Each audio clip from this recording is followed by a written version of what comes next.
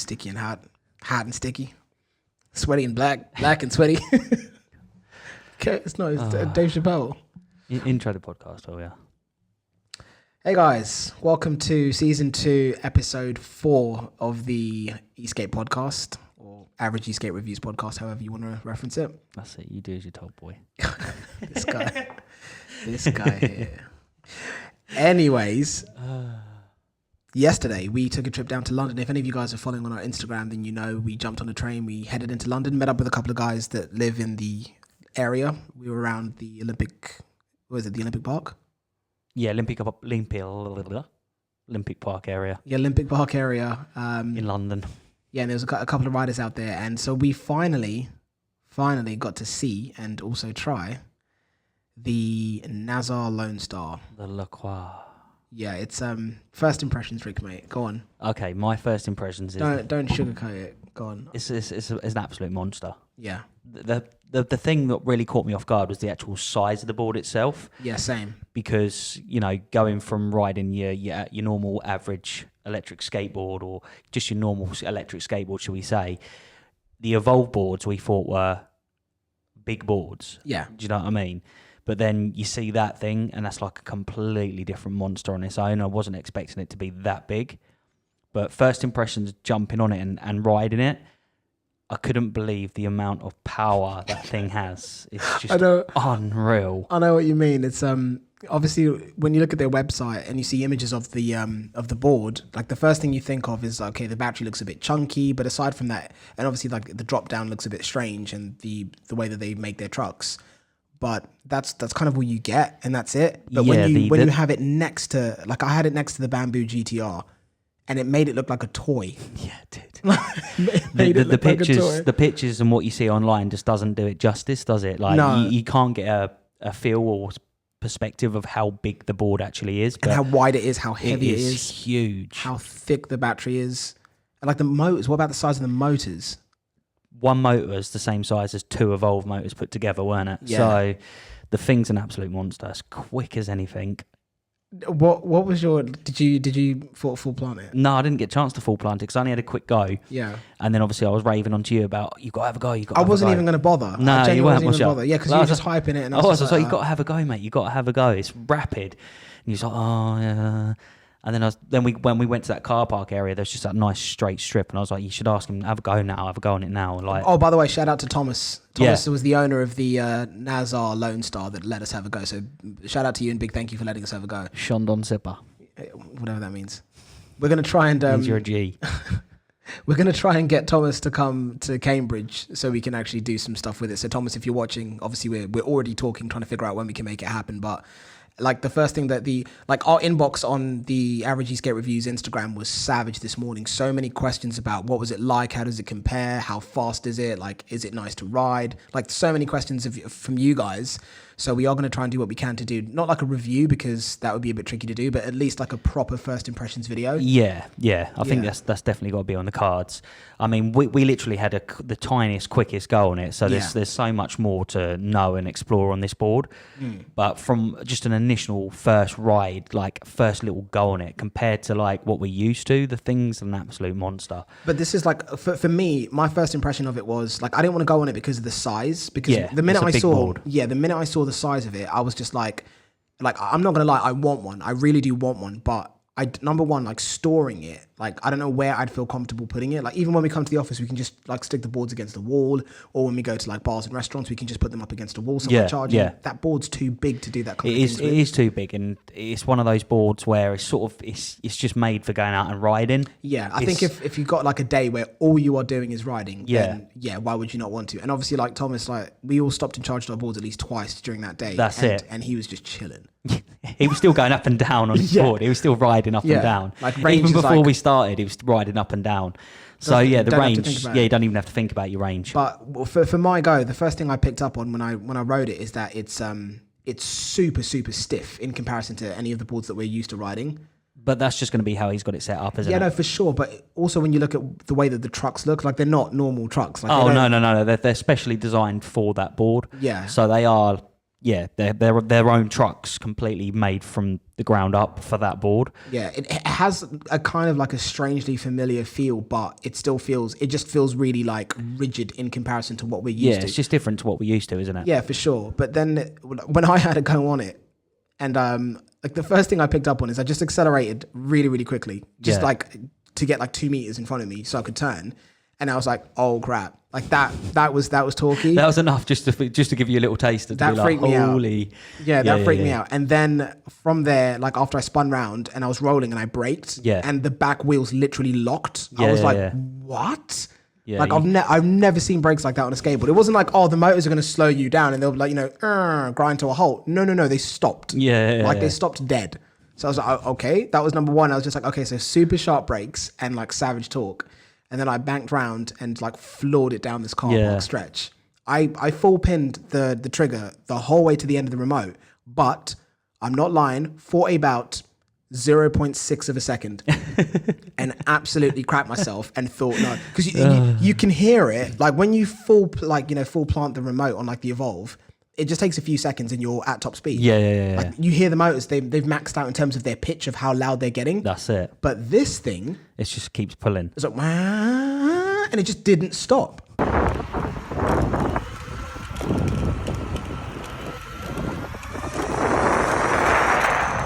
Thank you. Holy fuck!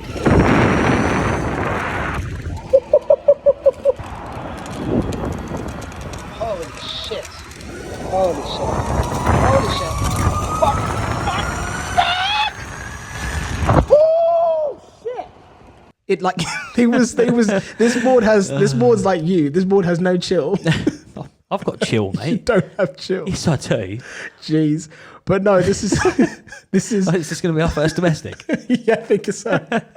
But no, I think the first thing we've got to say is that I understand everyone out there that's been saying, oh, ride a real board, like Evolve on premium. But like, let me justify this. I understand like these boards are like premium the boards, Lacroix and like Trampers and all of the other like DIY savage bio boards. I love you. Bio boards, yeah. I get that those are premium boards, but they are a completely different type of machine. Yeah, of course they are. Yeah. And I think this is the thing because people are like, oh, like they probably expect us to do a comparison against this in an Evolve. Like this board would crap on an Evolve in multiple ways, but an Evolve caters for a completely different type of audience. It does, yeah. I think firstly, if you're looking to spend like the £4,000, £3,000 mark on a skateboard, you're already a different type of rider in comparison to everyone that's going to be looking at X-Ways or Boosteds or Evolves. 100%. It's a completely different thing. Like the Lacroix is not the type of board that you jump on, get to the train station, pick it up, jump on a train, go up some steps.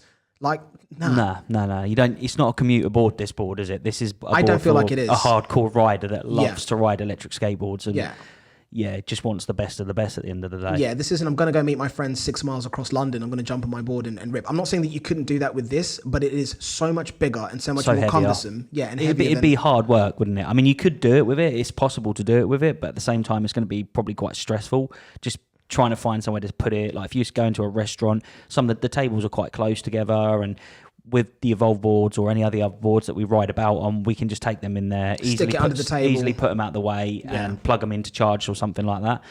But with this beast here, I mean, Jesus, you'd struggle, wouldn't you? And it'd just be a stress. It'd be a stressful thing to have to do.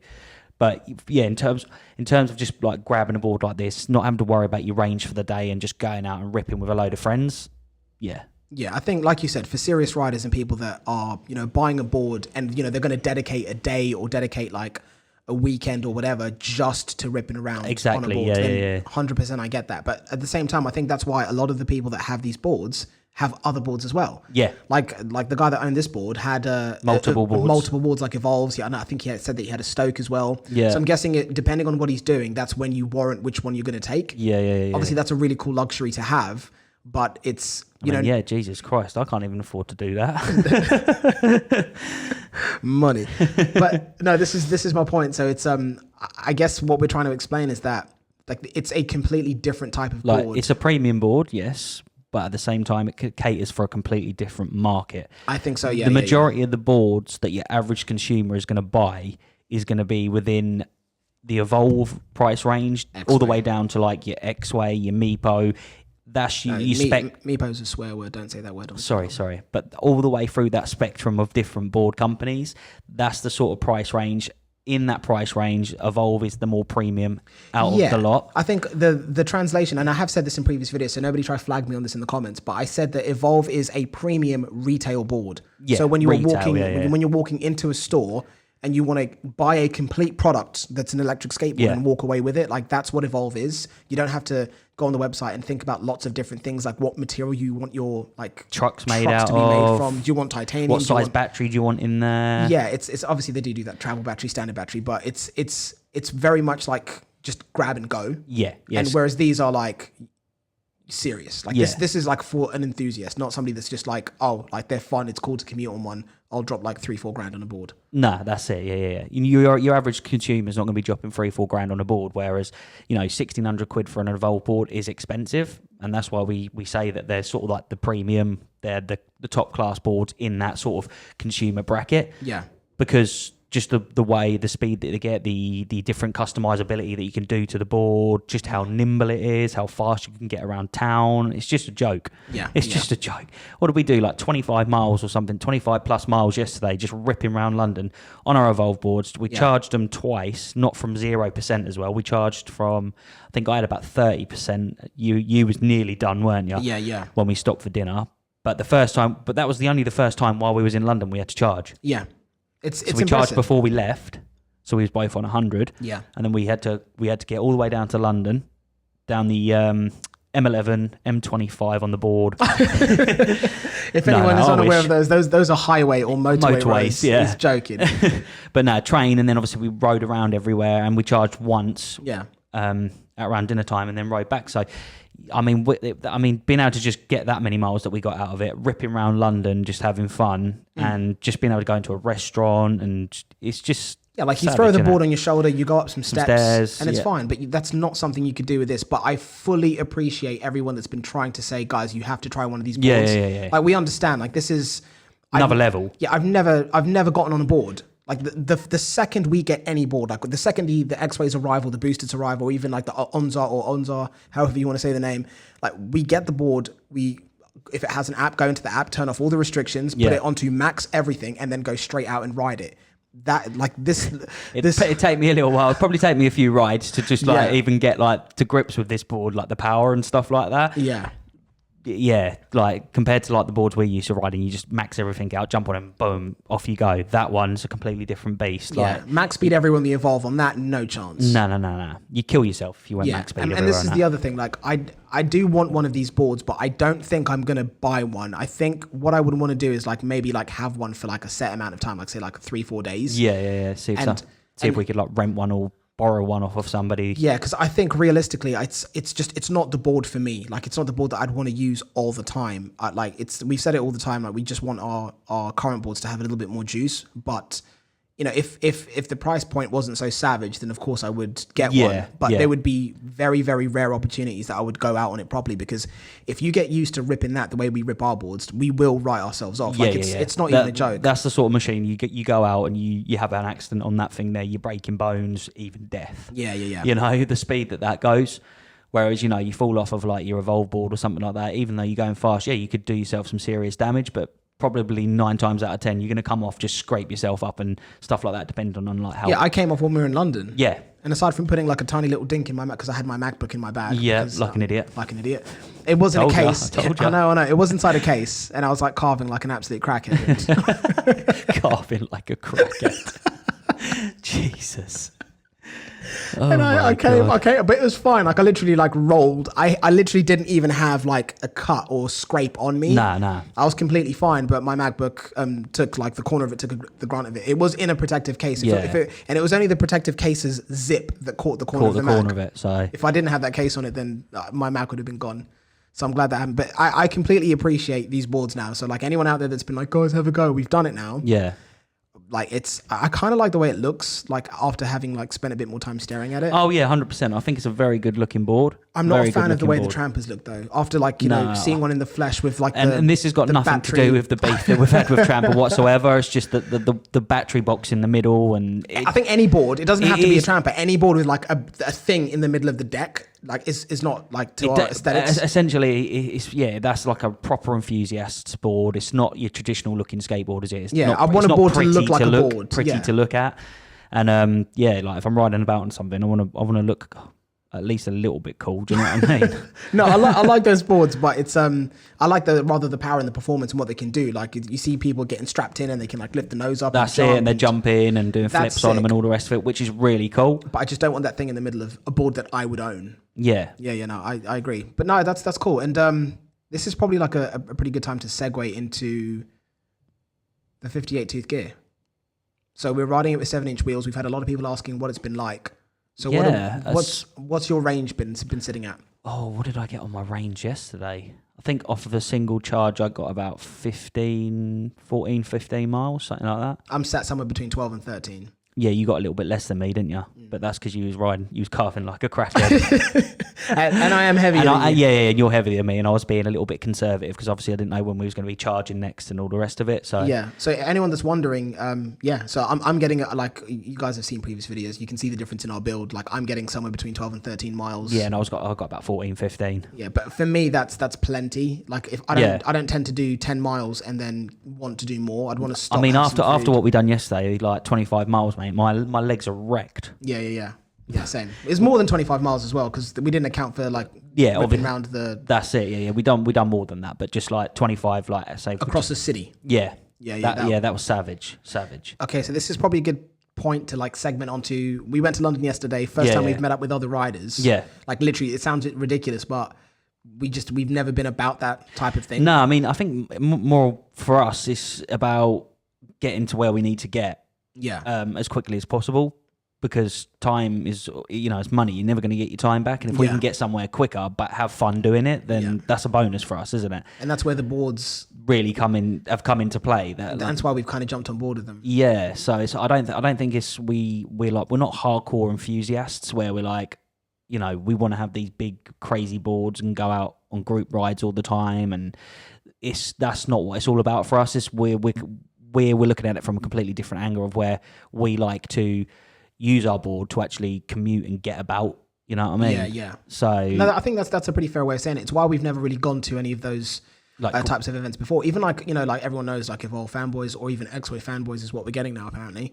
But if they did like a meetup or like a launch party or something like that, I'd genuinely be like, I'd be like, I don't know if I want to go. Like, I don't like being around like big groups of people. Yeah. But it was cool. Like the group that we were riding with. It was cool to meet up with some riders and, and learn. See what it's all about. And obviously like learn, like they had a lot to say about different boards and all the rest of it. So, it's good. Obviously they're hardcore enthusiasts about their boards. Absolutely love them to pieces. And some of the, like, I can't remember the guy's name, but the black guy that was down there, like, that had a flex, and it was like we didn't even recognize it as a Eksate flex when we saw it. We're like, what the hell is that? When I first saw it, I said, "Oh, somebody's got original boosted board here." And then I looked again, and I was like, "Hang on a minute, that don't look. Hang on, oh, that's the flex." I wish I took like a little picture of it. Like, it had that what was that grip tape called?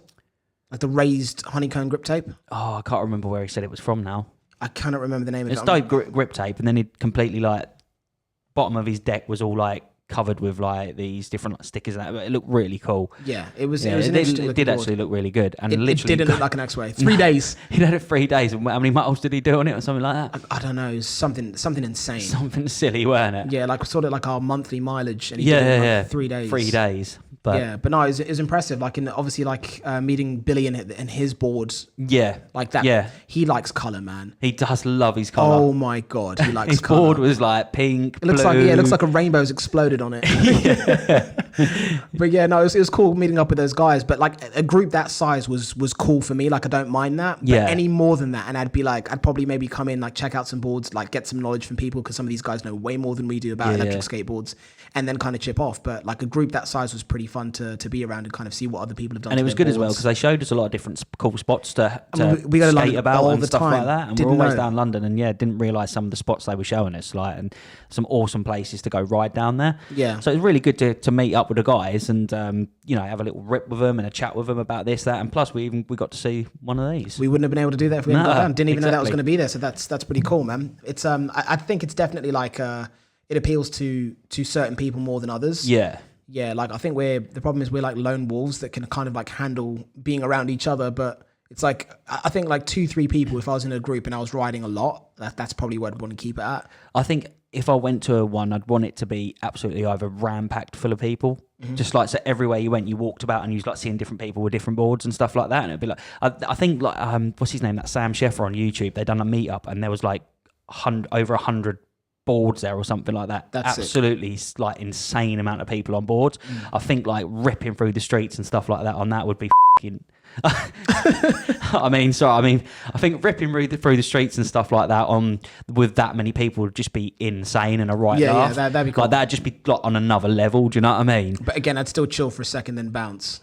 I'd want to keep it small, but I think it's cool to see that many boards and see what people have done to their boards. Yeah, I think that'd be very interesting in like walking around and just checking out different people's boards, what customizations they've done to them, and all the rest of it. I think that's the bit of it where you have a lot of people and it's fun. Yeah, because I'm boring. Like anything I get, like even my Mac, I wouldn't even put a sticker on it. I just want everything to be like standard. I don't mind tweaking it so it performs better, like putting different gears on it or whatever. Yeah. But in terms of its appearance, I just want like standard. Yeah, boring. Yeah, I just like mine to be as plain and stealthy looking as possible. All black, everything. Basically, yeah. Yeah, no, that's fair. Do you think you'll do another one?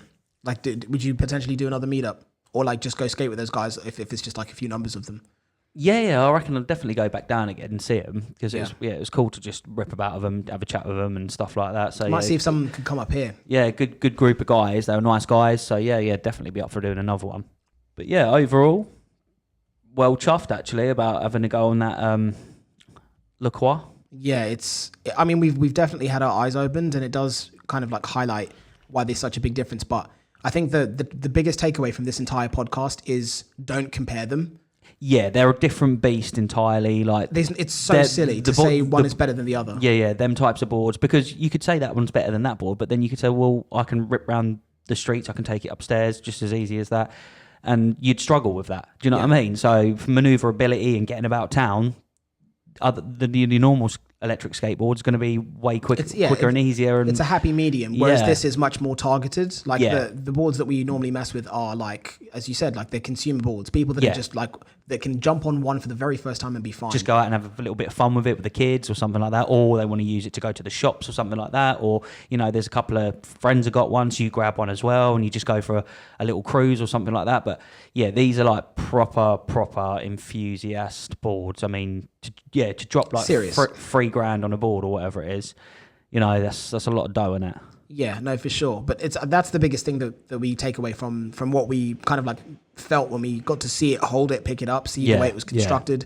You can't compare them. I think what you have is your consumer friendly boards, which are all of the boards that you hear us talking about, the mainstream ones. Yeah. And then the bio boards, the Lacroix, the Trampers, I can't think of any others that are out there, but you guys know what I mean. The boards that are like that are a completely different bracket of board and machine, and need to be compared against themselves. So you need to do like Tramper versus Bio versus Lacroix, not going into the average consumer world. It's just not they're completely different. It's like comparing a Ferrari to an F1 car. Yeah, do you know what I mean? That's a pretty good analogy, isn't it? I mean, they're both cars. Your average consumer, if you've got enough money like they cost, you go and get a Ferrari. But you're a serious enthusiast that's well into it, invested into it, and that, then you want to start doing F1, don't you?